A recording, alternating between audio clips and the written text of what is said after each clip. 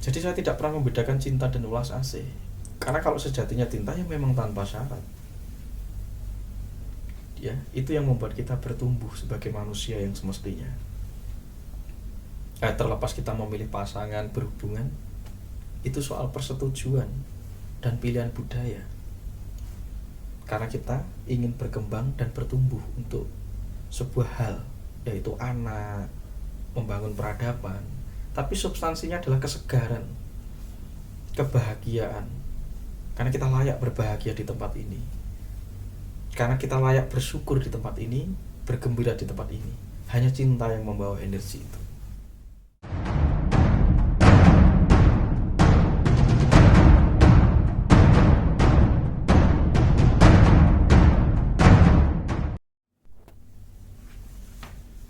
Rahayu Mbah Tunjung. Rahayu, Mas. Mbah, bertemu lagi kita Mbah. Ya. Ini saatnya kita coba membahas masalah cinta nih Mbah. Nah, ini ada titipan pertanyaan dari teman-teman kita. Yang pertama, apa bedanya cinta dengan welas asih Mbah? Monggo Mbah. Cinta dan ulas asih. Sebenarnya tidak ada bedanya, Mas. Yang membedakan itu hanya persetujuan, terminologi baru, termasuk adanya budaya. Saya tidak pernah membahas secara rinci terhadap suku kata, makna terminologi, tapi saya lebih kepada arah esensinya apa gitu. Ya, cinta dipahami dan menjadi baru pemahamannya itu semenjak ada budaya dari barat datang ke sini. Di sana dia menyebut love, ya, dan itu disebut cinta. Dan mereka memetakan menjadi dua, love and conditional love. Jadi dan cinta tanpa syarat. Nah, mungkin secara terminologi bedanya cinta dan kewelas asian, kalau cinta itu bersyarat, kalau kewelas asian itu yang sudah tanpa syarat. Tapi kalau saya sendiri memahami bahwa ya seharusnya cinta itu memang tanpa syarat. Dan budaya orang timur menyebutnya welas asih atau kewelas asian. Berarti saat kewelas asian, disitulah sebenarnya cinta yang disebut cinta sejati. Karena cinta itu adalah energi. Cinta itu energi yang membawa muatan kesadaran. Saat kita muda, kita mengalami luapan emosi, dan luapan emosi ini adalah energi. Tapi semenjak budaya barat mengenalkan ke kita bahwa cinta itu hanya berada di aspek eksklusif karena adanya keterlibatan fisik, itu hanya semacam tipuan psikologis. Itu hanya permainan ritme psikologis karena hormon Anda selalu berkembang dan berubah dari masa ke masa. Nah, ketika budaya barat menawarkan bahwa mencintai itu harus ada hubungan fisik dan harus memaksa itu adalah sebuah eksklusif, bahwa dari teman menjadi teman dekat, dari sahabat menjadi pacar, dan kebetulan budaya memutuskan untuk menikah, ya itu hanya semacam pengetahuan budaya, tapi tidak berada di arah esensi daripada cinta itu sendiri. Nah, ketika diamati itu hanya luapan emosi, sebagaimana ketika masa muda anak remaja itu membentuk emosinya, maka dia butuh apa? Perhatian. Ketika butuh perhatian, dia tidak mendapatkan perhatian dari sekelilingnya, maka dia mencari perhatian. Nah, perhatian yang hangat itu dilihat dari objek benda yang sering disebut pasangan, karena dia akan melihat struktur fisik, kecantikan, dan apa. Nah, disitulah mereka mulai mengikat, karena ini budaya sana. Maka ketika mulai mengikat, ya terjadilah permainan hormonal. Akhirnya masa remaja kita ini sudah terlalu dini mengalami beban hidup, yaitu beban luapan emosi sampai umur 17 tahun nih.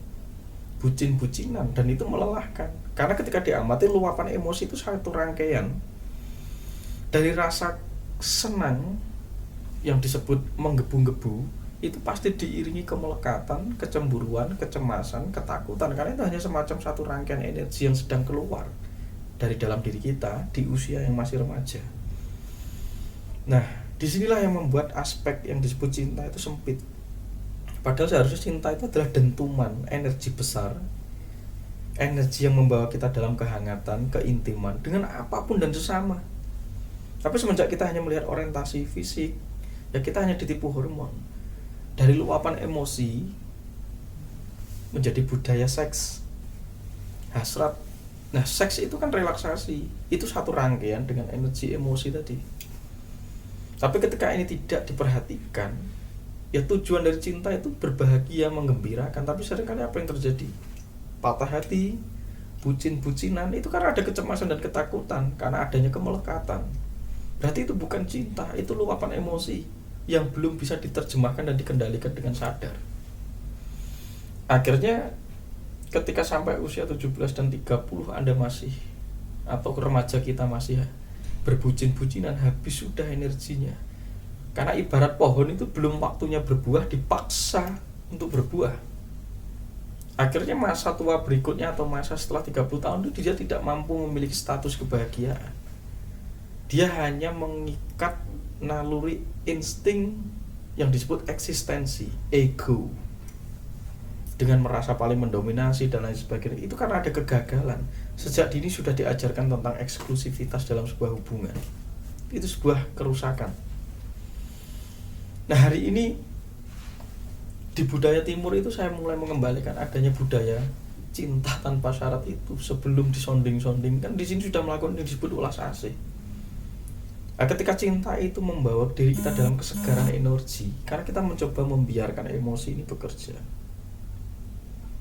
Teman yang memperhatikan kita, hubungan persahabatan dengan siapapun saja, tanpa dibatasi dan tanpa dibajak oleh nafsu hormon itu, atau nafsu yang dikembangkan atau diciptakan oleh sistem hormon kita itu.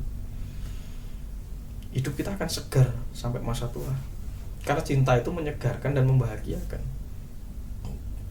Maka terlepas pilihan kita mau menikah tidak menikah, pacaran atau tidak punya pacar, punya uang atau tidak punya uang, punya rumah atau tidak punya rumah, mobil, tapi selama Anda menjadi gembira itu poinnya, selama Anda menjadi bahagia itu poinnya. Dan itulah kewelas asian, itulah efek dari dentuman energi cinta, ya, yang meluap dan bisa meluas. Bukan meluap tapi dibendung dalam satu objek, entah itu pasangan, entah itu apa, maka akan diiringi kecemasan, ketakutan. Karena itu satu rangkaian luapan emosi saja sebenarnya. Nah, kalau diamati itu hanya permainan pikiran dan emosi, itu bisa reda. Tapi kalau ini bisa terpecah ke seluruh semuanya, tidak dibatasi dalam objek tertentu, entah itu pasangan, benda yang Anda miliki dan apa. Ini sebenarnya kemelekatan itu ada di sana. Ya, seharusnya cinta itu menerapi. Karena emosi ini bisa terpecah ke seluruh alam kita, ke seluruh orang-orang di sekeliling kita. Maka saya duduk di sini, Anda melihat YouTube saya, Anda bisa manggut, Anda bisa merasakan nyaman, Anda bisa relax, Anda bisa gembira, tertawa bersama. Bukankah kita sedang berhubungan intim itu namanya? Tapi hari ini intim dipahami hanya aspek naluri binatang yang disebut insting seks. Seksnya pun juga tidak ada di sini, tapi di pikiran konyol. Akhirnya kita menganggap kotor. Wah, pasangan kita selingkuh, pasangan ini apa? Itu budaya. Semakin pikiran kita konyol, semakin mengacaukan sistem jagat raya ini. Karena kita ternyata tidak bisa mengendalikan energi kita sendiri dan tidak tahu bagaimana cara menyalurkan luapan energi dari emosi itu. Jadi saya tidak pernah membedakan cinta dan ulas asih. Karena kalau sejatinya cinta ya memang tanpa syarat. Ya, itu yang membuat kita bertumbuh sebagai manusia yang semestinya. Terlepas kita memilih pasangan, berhubungan, itu soal persetujuan dan pilihan budaya. Karena kita ingin berkembang dan bertumbuh untuk sebuah hal, yaitu anak, membangun peradaban. Tapi substansinya adalah kesegaran, kebahagiaan. Karena kita layak berbahagia di tempat ini. Karena kita layak bersyukur di tempat ini, bergembira di tempat ini. Hanya cinta yang membawa energi itu. Gitu kiranya. Matur sun Mbah. Mbah, ini lanjut ke pertanyaan kedua nih. Ada pertanyaan titipan yang kedua yang apa Mbah perbedaan cinta kepada pasangan dan cinta kepada sesama, Mbah? Monggo, Mbah. Bedanya cinta kepada pasangan itu eksploitasi dan memenjarakan. Kalau cinta kepada sesama itu lebih merdeka. Karena seringkali cinta dengan pasangan ini pasti hanya luapan benturan. Dan sebenarnya Anda tidak mencintai pasangan Anda.